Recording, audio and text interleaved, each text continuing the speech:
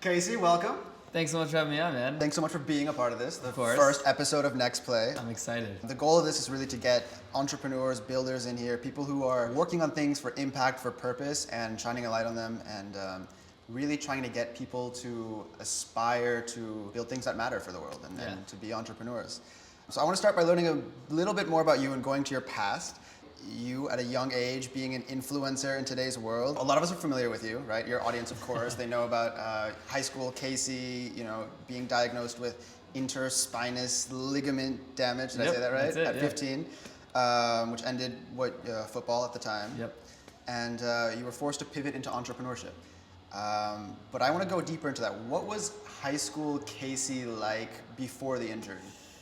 Yeah, man, that's a great question. And it's so crazy to even think back on that because, that injury was a pivoting point in my life. But, I come from a small town in Richmond, Virginia, right. And growing up, I always played sports. I played hockey for 10 years, and I played lacrosse for 6, then ended up playing football going into high school for about 4 or 5 years.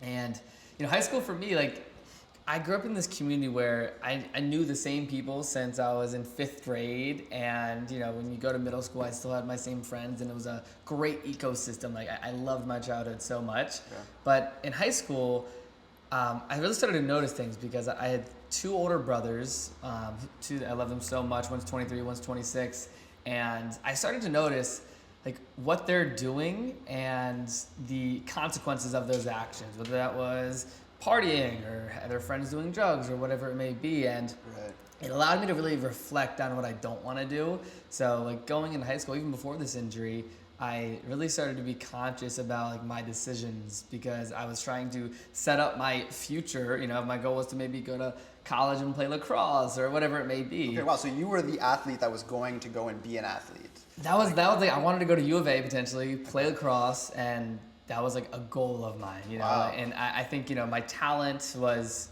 great. I was, I played midfield and attack, very good in lacrosse. And so, that was a goal back then, moving right. into high school and outside of middle school. Right. And, things just took a turn for the better, of course. So tell me about you though in high school. Were you the popular kid? Or you were the athlete, or were you? Yeah. What group did you fall into? Yeah, I think it was a little bit of I had a great friend group, and I don't like the term just the popular kid, Yeah. but the people that may have stuff going on or there's excitement and there's that big crowd of friends that are always doing stuff. I was definitely in a great group, especially 9th grade year. Yeah. Sophomore year and then the remainder of high school was completely different. And I say for me, during 7th, middle school, 7th, 8th, and then 9th grade, first year of high school, I look at that as my prime in my childhood, the years Wow. that I maximized and really did everything I want to do with friends and activities and just having so much fun. Yeah. But yeah, I think it was a little bit of popular, but also I was always in my own lane. I came up in a family where my dad always taught the concept of just staying focused and focusing on you, not comparing yourself to others. So I never really fell into this I want to be in another group or I want to go meet that person because it's the cool kids group. I really was just I had my great friends, and I think we definitely had our, I like to say our cool squad of people that enjoyed what we did, played sports, ride dirt bikes, 4-wheelers, that was our mentality, and it was such a great time for sure. And I think that's important though to talk about. The reason I ask is because there's this mindset that the entrepreneurs are the people, the outcasts. In school, they were either the nerds or they were not popular, or maybe they were the other end of that spectrum. So I want to hear, what were your parents like and what were your siblings like? What was the household that you grew up in that made you who you are? Yeah, so my parents, my mom, she's been a special ed teacher for the last 8 or 9 years, and my dad, he's worked at a company, Philip Morris, for the past 25 years. So I grew up in this very, modest household, and the biggest thing that I learned from my parents is that they would just do everything in their power to make myself and my brothers happy, whether that was getting us involved in sports and committing to that. But it was definitely hard. The more I mature and grow, I learned about a lot of the hardships that my parents dealt with. My mom, she grew up, she was actually like living in Alaska when she was 2, and she moved all over the country because my grandfather was in the military. Oh, wow. And then he worked at Exxon, and it was one of those lives where she was all over the place. She would go to a new school for a year and then switch and then switch.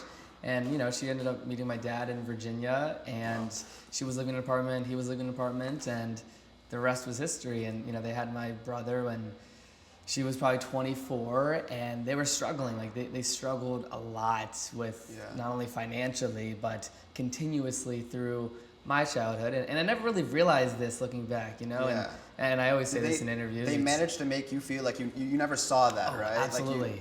Like they did the best job at like trying to stay calm, handling things externally where we would never have a clue. Wow. But like in reality, like my mom was a babysitter, and she makes 18 grand a year, and she wasn't in the point where like everything she did, like whether that was buying more clothes or going out to dinner, like it was a struggle, you know. And I always tell people, like, I didn't fly on a plane until I paid for the ticket myself, you know, when I was 15, 16 years old, like trying to go to an event or whatever. So like the whole concept of traveling and just flying on an airplane was always a foreign concept. And I would always ask my parents, because I had friends that were always traveling and with their families, and I was like, you know, why aren't we traveling? Why aren't we going to Disneyland? And I still never to this day like been to Disneyland, and that was always something that I thought of. But you know, at the end of the day, they are so loving, the most compassionate and hardworking people.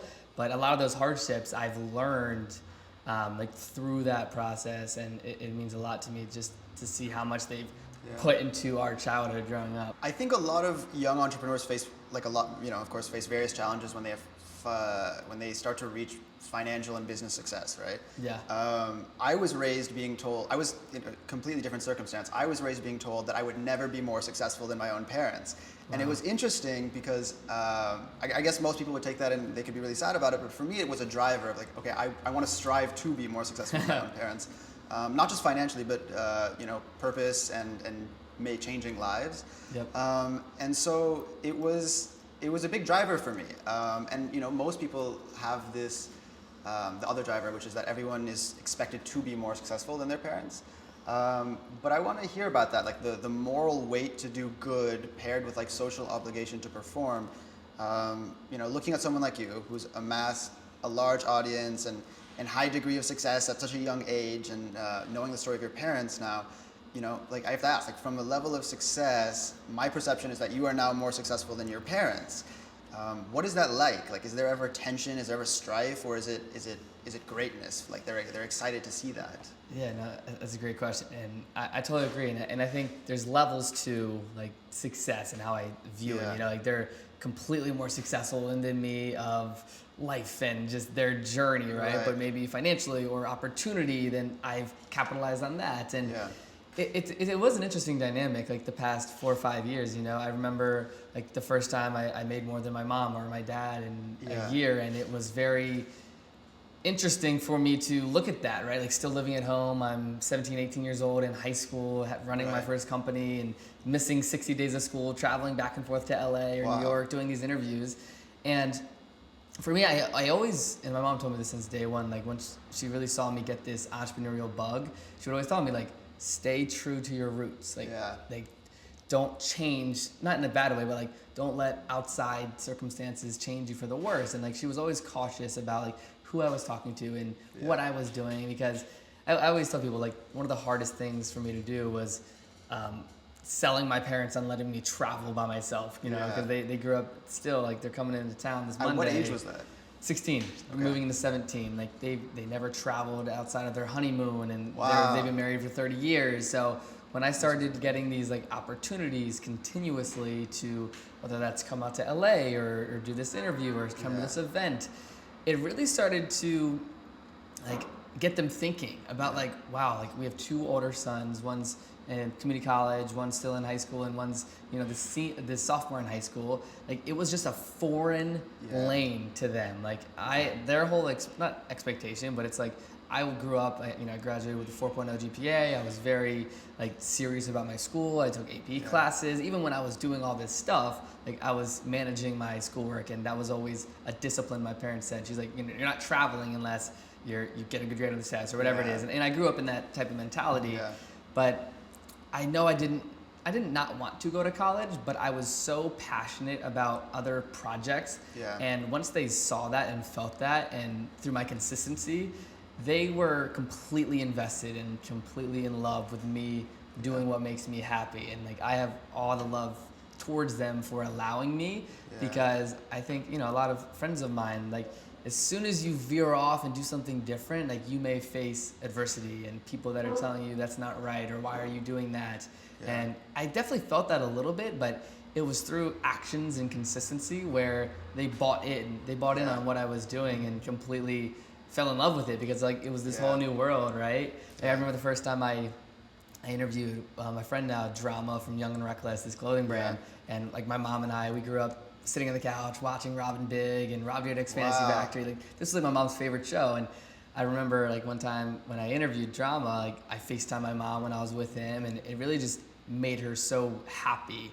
And same thing with my dad. Like he saw that I was very passionate about what I was doing, and you know, for context, like my dad grew up in a very challenging household. He was one of 7 kids. His dad died when he was like 14. He started working religiously from 13, 14 years old, trying to provide for his siblings. And like he's, I would say, like the only sibling that really moved out of his hometown of Tennessee that has now a, what I deem like highly successful life in a sense. And just seeing that, it makes me more grateful to be able to do what I'm able to do. And I think he notices that and like wanted me to continue that. And he's always been super supportive. What was the flip though for you, going from being this athlete that was on the trajectory to go to college, become an athlete, to then becoming the entrepreneur, going into podcasting even? Yeah. So I mean, for me, like growing up, I was always, I'd say, a hustler, right? Like when it snowed in Virginia, I was the one that would knock on doors and shovel driveways. Or when, if I wanted to make some extra money, I bought a lawnmower and I would mow grass, or whatever it may be.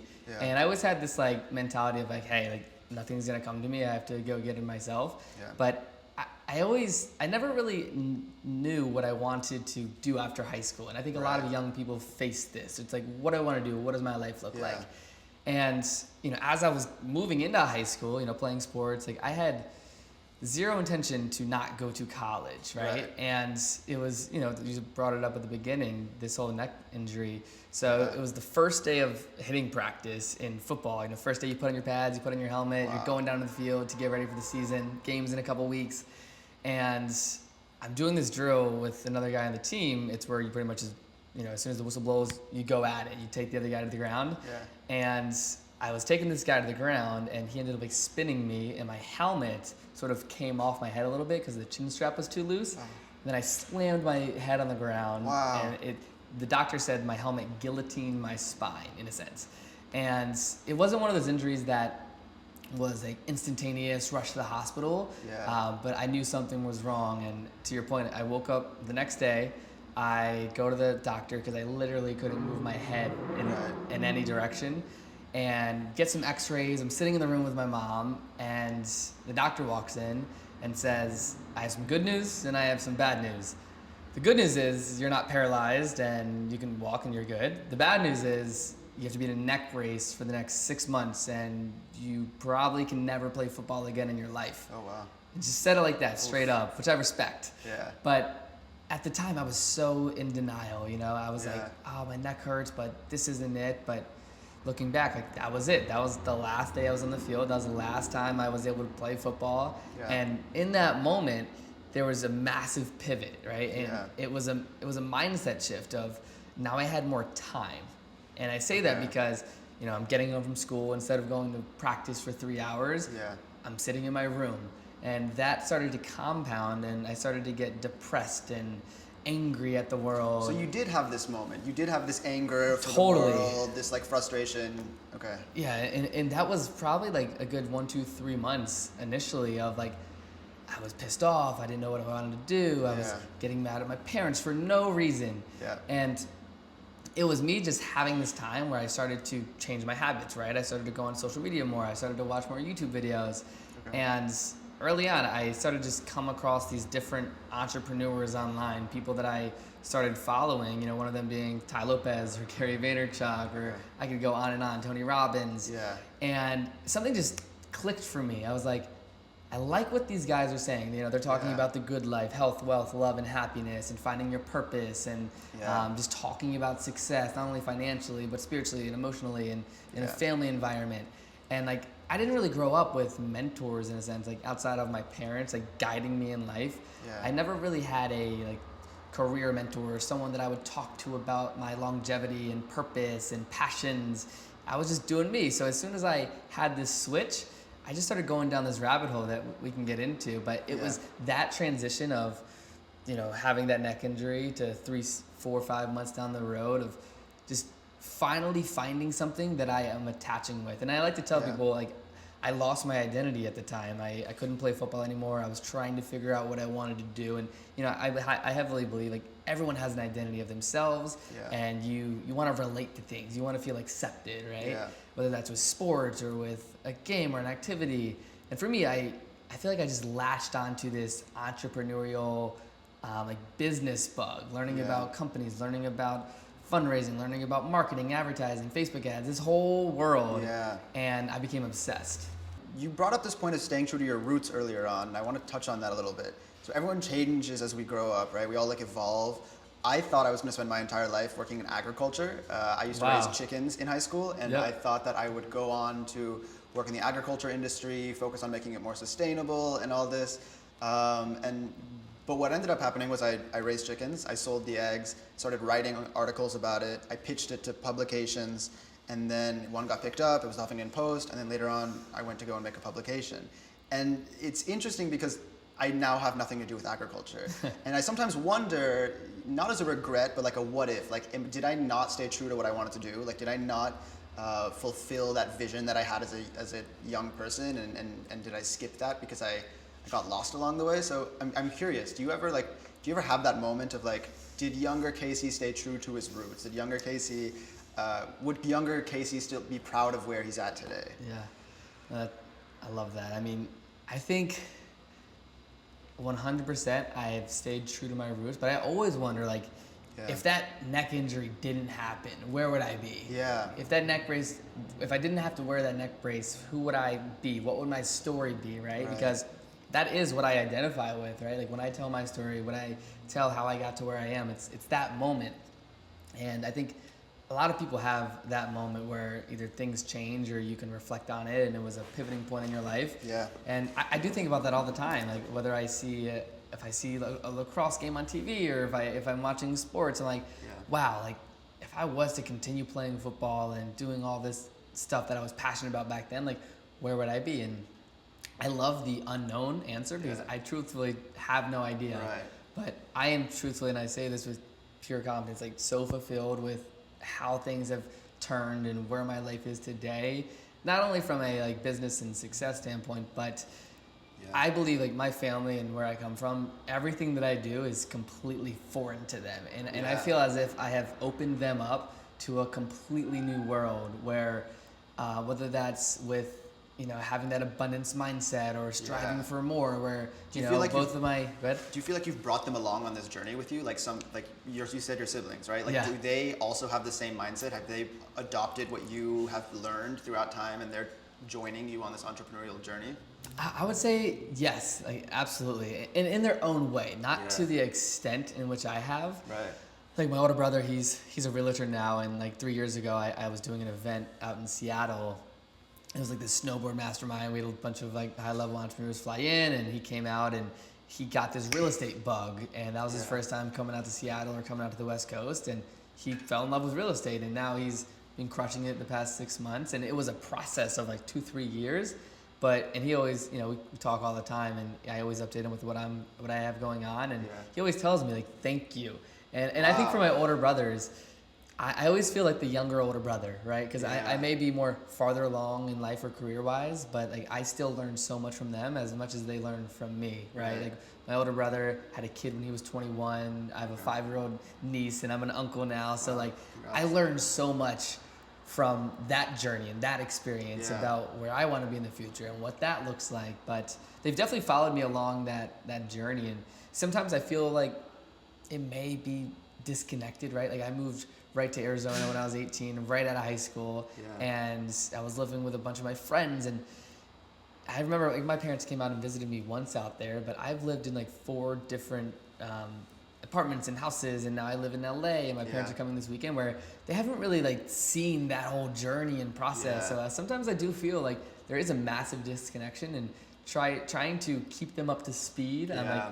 how fast I'm moving or what I'm doing is hard because they just come from a completely different world. Yeah. But they love it, and they love to see like the journey and the process. We'll talk about NFTs in a minute, but it's funny that you say that it's hard for them to keep up sometimes, because like I feel like I can't even keep up anymore with NFTs and crypto and where that's going. But before we get to that, I wanted to ask, what would you have changed anything if you could go back? Like if you could go back and do something differently, or would you have gone to college, or was there any of those things that you feel that you could have done differently or should have done differently? Yeah, I mean, I feel like I love the way my journey has played out, and I don't regret anything. But I mean, when I think about like if I was to change anything, I always ask myself, and this is something that I'm inspired by. One of my buddies, they have this company, Super Coffee. Like it's 3 brothers that they all work together on one company. They have the same visions, and I always think to myself like, wow, like could my brothers and I go start a company together? Yeah. Like, why didn't that happen, right? Because sometimes I do feel like this lone wolf doing my things. I'm talking about what I'm doing with them, and I can absolutely bring them opportunities, but that is something I'm like, wow, like when I was living at home in high school, like how could I have gotten my brothers involved more, you know? Yeah. Not that I was like being selfish in a sense, but just thinking differently about it.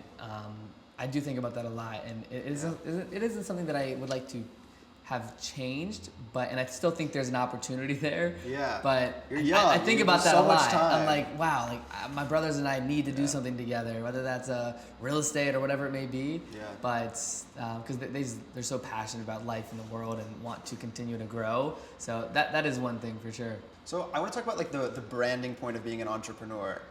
It's always one of the most challenging things, I think, when people ask like, what do you do? And we're so young too that it's always someone older asking like, what do you do? I always feel like a prick when I say like, oh, I'm an entrepreneur. Yeah. But then when it's the other end of it and I explain what I actually do, there's this sense of comparison sometimes people have where they compare their life to your own, and they end up feeling like worse about themselves sometimes, which you don't want to ever make people feel. So I want to ask you, like, what's the hardest part for you about making it while being young? That's a good question. I mean, I think, and I love that question. You know, whenever someone asks, "What do you do?" Like, you know, everyone has like what they do day to day, the company or the brand. But you know, if I'm being transparent, like I'm figuring out every single day, and I think I've learned that from many people that I've interviewed as well. Like, everyone's figuring it out, you know, and everyone gets to a certain place along their journey in a different way. But I would say like trying to not keep up with your peers. Like, I don't like the comparison. I think there's a positive way to compare and to emulate and see what someone else is doing. But I do feel as if sometimes you fall into that, or I fall into that comparison, right? It's like, why am I not here? What are they doing that I'm not? What do they know that I'm not? And it all comes from a place of like, I want to learn more and ambition. Right. But I think that's something that I face, you know, often is like maybe deep down I say I don't compare myself, but maybe I do. Yeah. And you know, sometimes like over the last 2-3 years I've done so many different things, and I'm like, wow, like I've learned so much through the process. Was I maybe not focused enough because I jumped to a different couple things, or were they all lessons? And I believe that was the case. But yeah, I think as I grow and change, so does my identity. Same thing that I talked about earlier, right? Like I think it's definitely the journey and something that I'm in love with overall. So that journey is really important because, like we said, we change consistently, we're growing and changing all the time.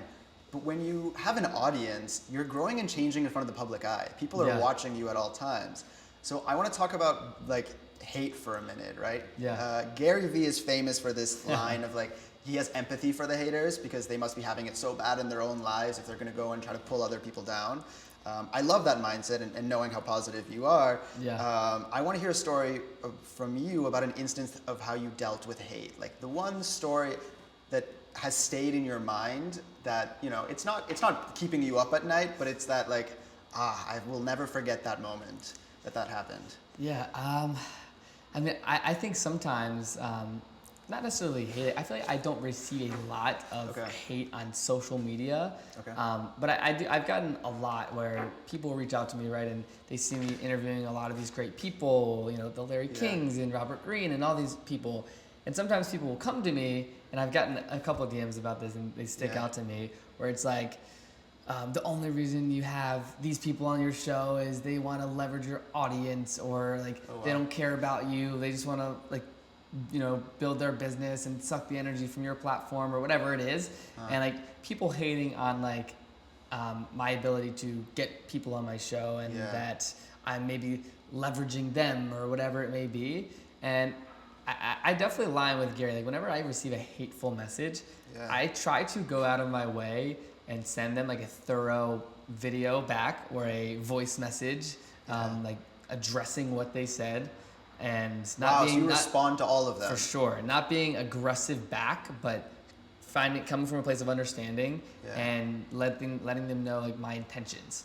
Because I feel like if you know someone's intentions, even Yeah. though there may be misconceptions of what the reality is, Yeah. I think understanding someone's intentions and why they do what they do and how they do it is important. And Yeah. I think that's definitely something I've noticed, but I wouldn't say it's hate, but maybe people feel as if like, oh, why does he get to interview these people? Like maybe podcasters or younger people that are coming up, right? But I mean, to be truthful, I don't receive a that's lot great. of hate messages on Yeah. social media at all. Those people that you do respond to, do you find that they respond positively to you? Like they I- like it, or do they keep fighting and they're just trying to get you?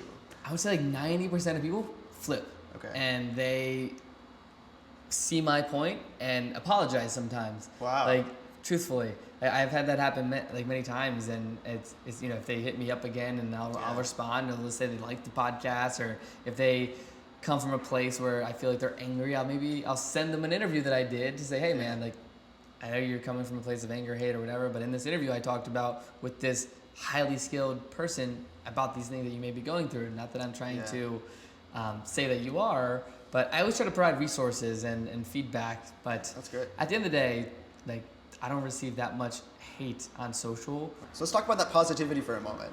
So 2020 was, of course, a really challenging year for pretty much everyone in the planet, given COVID, but especially for Americans, because it was an election year, and we started to unpack conversations about race again and how we should and can all be doing better. I do my utmost to be as positive as possible, especially on social media. I don't want to ever be that person that's putting out bad energy and negative energy or sadness into the world. But I'm curious if you ever feel or get called out for being out of touch as an influencer. Like, Yeah, I mean, I definitely do, and I think for like my social media in particular, and like the way I've always thought about it is Yeah. like I've always told myself I never want to be the biggest influencer or someone that's famous. Like my goal on social is to, you know, I've sort of fallen in love with this concept of like I identify with my podcast and these interviews because Yeah. it builds my brand, it gets me connected with people, and I have an intention there. But I do agree, and you know, sometimes I'll follow people as well from the reverse, and Yeah. you're like, wow, their life is perfect, and Yeah. everything's great, and sometimes I'm like, wow, like, and I truthfully believe, you know, you see all the great things on social media. Like some people that are truly vulnerable will Yeah. vent and tell you about the dirty, nasty, like hardships in their life, Yeah. which I love and respect. And when Yeah. someone does that, like, it's amazing, but it is hard for a lot of people to do that because you may feel like you're being judged, or you want to keep your private life private. Yeah. So for me, coming from a place of positivity, similar to you, I always try to, you know, whether that's share a quote of my story that I like, or Yeah. maybe share a book that I'm reading, or all my interviews are purpose-driven, impact-driven, education-driven. You know, I try to Yeah. keep the conversations about business and life and advice. And As someone who's built a business around encouraging young people to take setbacks and to retune those difficulties into success, into profits, how do you think young entrepreneurs should approach the challenges we've been facing the last year and in this year to come?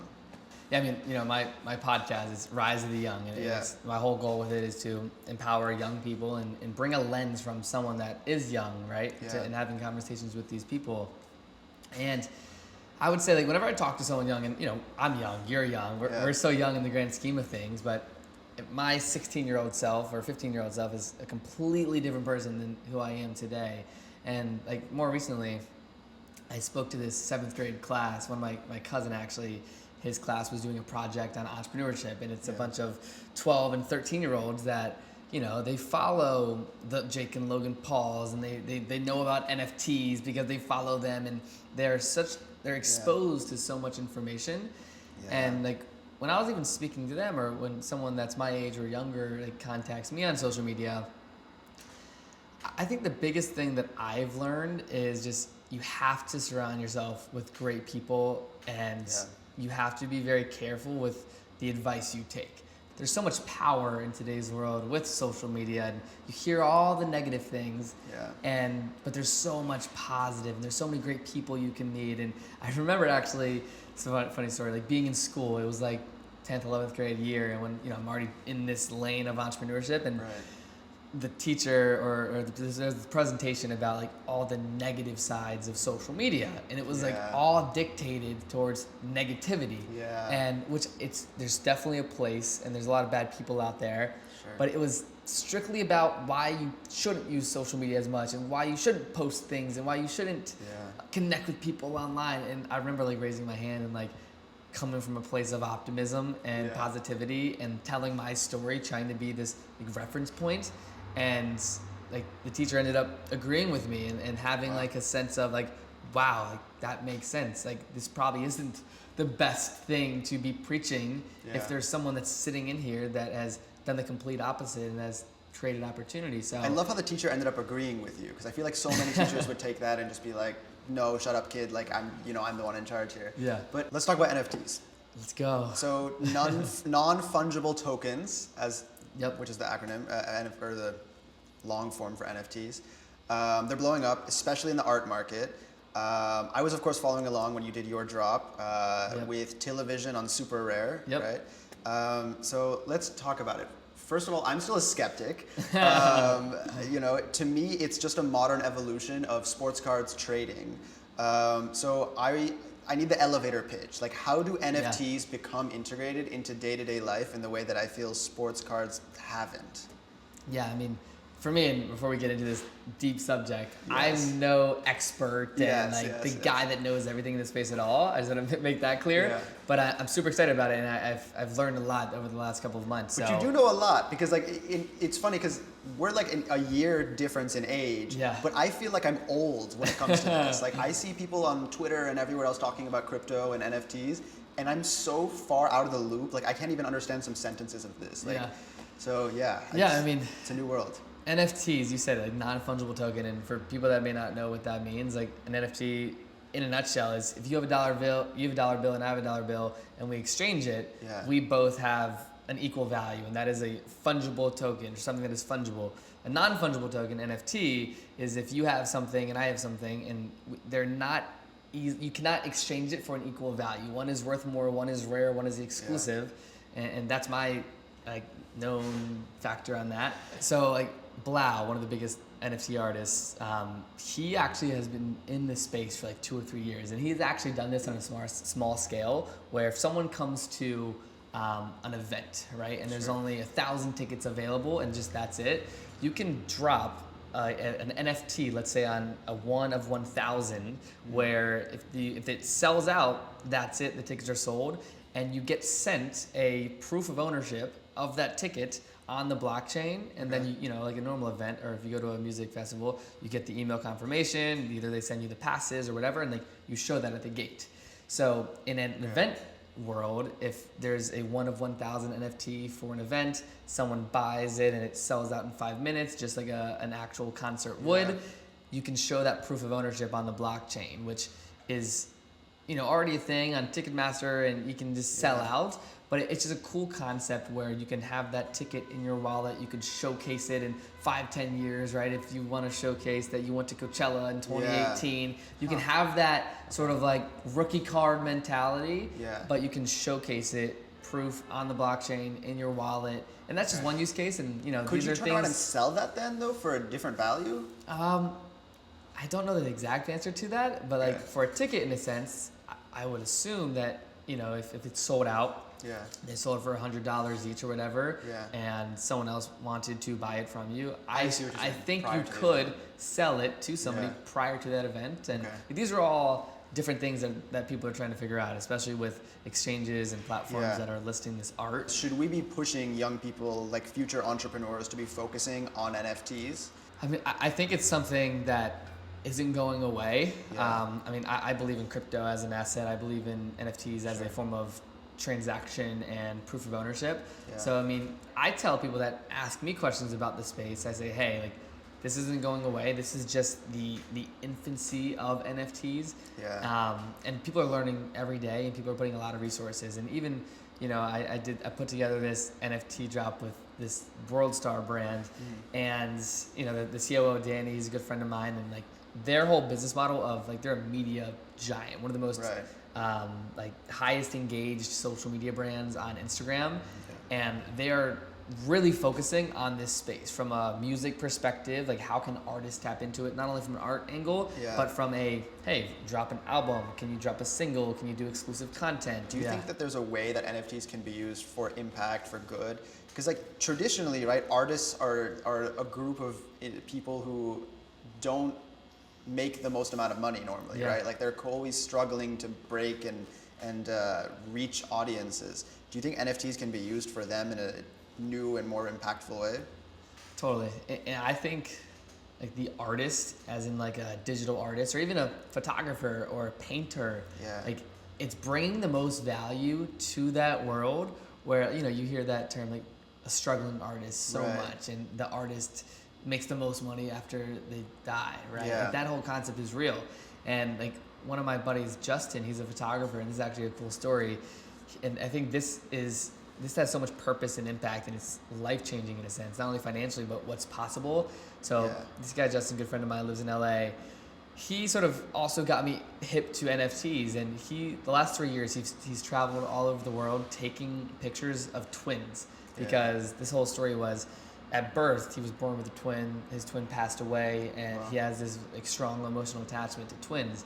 So he traveled the last 3 years building up a portfolio of 100 twins. And he was trying to sell this like framed picture of 100 twins in one set. Yeah. And he's been trying to list it, and not that many people have been interested in galleries. They're like, it's not our thing. Yeah. He decided to drop a one-of-one NFTs for every single piece, so 100 NFTs. And he told this story in a blog post and on social, and like vented about his story and the process to do this, and how he was struggling to make it as an artist for the past 3 to 5 years, but this is his life's purpose and mission. And within 7 days, he sold out.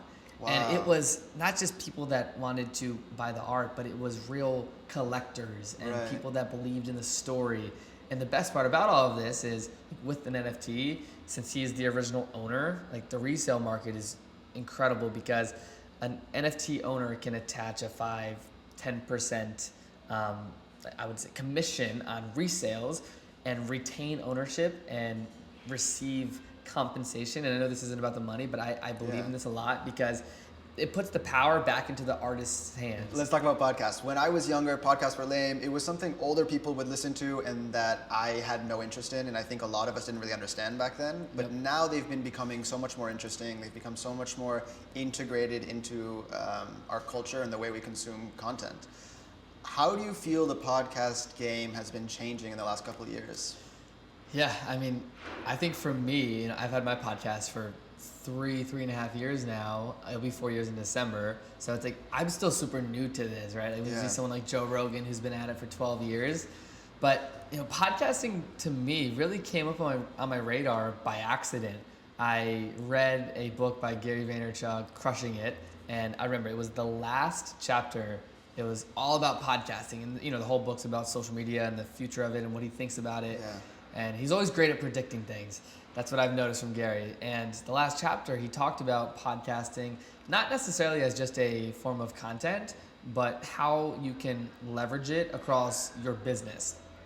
And he talked about building relationships, creating deal flow from it, and really making it a platform to have conversations with people that you want to talk with. Because this whole concept of like taking somebody's time and sitting down for coffee and asking to pick someone's brain. Like there's so much of it out there, and a lot of people can't do it, especially people that are busy like yourself and people that I've interviewed, where having a podcast nowadays, or when I was reading about it, was not only an excuse to have a great conversation, but it's a different form of content. And I was someone that loved watching long interviews. I loved long form movies. And you go on TikTok or Instagram and it's just a quick scroll, quick dopamine rush. And I was like, I want to create content that's meaningful, that's impactful. I want to learn something from people that I want to get in touch with. And overall, at the time when I started it, I wanted to build my network and meet great people. So it was the end of 2017. I was reading that book and I just decided to go for it. I had no real long-term vision for the podcast. I remember my first episode, I popped in a pair of my Apple headphones with the ones with the cords, and I had this little microphone. I didn't have a microphone at the time, and I recorded my first 5-minute episode and was off to the races. And the first person I interviewed was a good friend of mine, Caleb Maddox, and then I interviewed Kieran and my buddy Jeff. And I was just reaching out to people in my close circle and people that I knew. I had no intentions of interviewing celebrities or like top CEOs, but as soon as I felt that fire and my passion for conversation, where every single conversation I would walk away from smarter, excited, and it lit me up inside, I really set a goal out. I said, hey, I want to interview 60 people in the next 90 days, right? So I just set out on this mission to move quick, and that was my goal, And I think looking back, I wasn't necessarily focused on the most quality, right? This was Zoom interviews and doing it scrappy, Facebook Lives, and I was just making it happen. But it really taught me everything that I know now about podcasting. And I think overall, on a different note, like the podcast vertical and industry year over year has been doubling, if not tripling, in the last 3 to 4. And there's so many more podcasts coming out there right now, where it's now all about quality and distribution. I think more recently I've noticed so many people listen to podcasts. I think half of like the male adults and female as well in the US all listen to podcasts. Don't quote me on that. But it's just an exciting space to be in, and it's exciting from a software angle. Like I have a cool project that I've been working on that I want to help the podcast world out with. What's the one piece of advice you'd give then to a young person who's going to start a podcast? Is it quantity, just like make podcasts, say I'm going to commit to 60 a month or whatever, 60 in a year and just make as many as possible? Or is it to go the quality route and try to, make a small amount and make them really unique and really special and put them out one at a time? Yeah, I mean, I think there's so much value in both. I think the quality route, like something that I think about a lot more now, like even coming to this set, I'm inspired by you, and I'm thinking about like what can I do differently. Well, I mean, I think nowadays quality matters more than anything because there's so much noise out there with podcasts and interviews and all this type of stuff. Like the thing for me, there's been a lot of people that I've interviewed that have been interviewed hundreds of times, right? So like what makes it valuable? What makes it different? And for me, it may be, I'm young, or it may be I ask different questions and people like that. But I think the quality angle is very important, and having that like real long-term approach to it. Like even me right now, thinking about the next 1 to 5 years of my podcast, I have a lot of different ideas of how I can bring more quality to it or have different types of shows for different people. So I think my biggest piece of advice for someone that wants to start a podcast is just start. I have so many people that have come to me for advice, and that's probably the most brought up topic on my social media and the DMs is like people asking me about podcasting and how to book a guest and how to start a show and how I got that guest on and all that type of stuff. And I think the biggest thing is don't overthink it. Have a show idea, come up with a great title and concept, and start and figure it out. I remember when you first talked about NextPlay in this show, like you're making it happen and you're doing what it takes to get the ball rolling. And I think everyone probably looks at podcasting or just content creation as possibly a dream job, right? You get to just get on, be yourself, ask questions, talk to great people. But every dream job comes with its nightmare tasks. What is the worst thing about podcasting, in your opinion? That's good. I think the best part is actually doing it and Yeah. the conversation. Yeah. I think the not terrifying, but the work is in the creating the back end content, getting it uploading, Right. not only putting it out there, but wanting it to do so good and maybe it doesn't, Yeah. right? Like I think that's always a thing for a content creator, which is you want something to do so well or get picked up by somebody, Yeah. and it just doesn't. And Yeah. sometimes I'll have interviews that get 100 views. Sometimes I have something on YouTube to get 200,000, right? And I think it's balancing and trying to like stay aligned with like not Yeah. everything you post is going to get listeners, or an abundance of listeners. Yeah. But I would say there's not too much downside to me, Okay. because like, I feel like I would be way more stressed out about podcasting and maybe not like it if it was a must do in my life. Like I for see. me, some weeks I do 0 interviews. Some Yeah. weeks, like when this NFT craze started happening, I did like 5 in a week. I did Monday through Friday, an Wow. interview a day, because there's so many people I want to talk to. Yeah. And for me, that's what's interesting and fun and Yeah. keeps it like top of mind, because I know if I don't feel like interviewing people, which sometimes I don't want to take a couple hours throughout the week and sit down on Zoom and do an interview. Sometimes I'm not feeling it. Yeah. And then, like I said, sometimes I'm aggressive and go all in Yeah. and do 5 to 10 in a week. I love it. Well, I want to hear. So you have a million things going on, as most entrepreneurs do. But like you've written the book Rise of the Young, and the podcast Rise of the Young. You have this new NFT you've just put out. What else are you working on? Yeah, I mean, the big project right now, my company is called Media Kits. My best friend, Kieran, who you know so well, Yes. we came up with this concept, and he sat on the idea for like 2 years, but not until like 8 months ago, we really started building out the tech. And overall, what it is MediaKits.com is a real-time data analytics companies for musicians, bloggers, influencers, podcasters, to create a media kit with real-time data and analytics that never gets outdated. I love it. All right. Well, thank you so much for being here. For anyone who wants to find Casey, where can we find you? Yeah, the best place to follow me is Instagram, is just @Casey, and then the podcast is Rise of the Young. You can find it anywhere, Yeah. iTunes, Spotify, and all the other places you can find podcasts. Yeah. And yeah, that's probably the 2 best places to find me. Thanks so much for being here. Of course, thank you so much, Appreciate Milan.